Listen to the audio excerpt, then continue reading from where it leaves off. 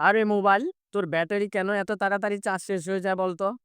আরে মালিক, এত স্ক্রল করেন কেন বলেন তো? আমারও তো বিশ্রামের দরকার আছে, তাই না? সারাদিন খালি আমার এ নিয়ে টিপা টিপি। আমার কি আরাম বিরাম নাই নাকি?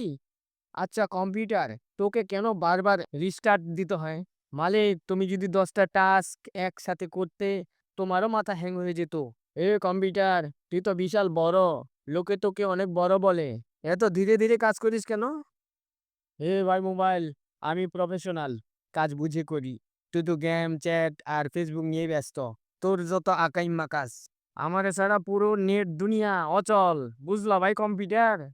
এই তো শুরু হয়ে গেল তোদের ঝগড়া। তোরা এখন থামবি? আচ্ছা ঠিক আছে মালিক, আমরা আর ঝগড়া করব না।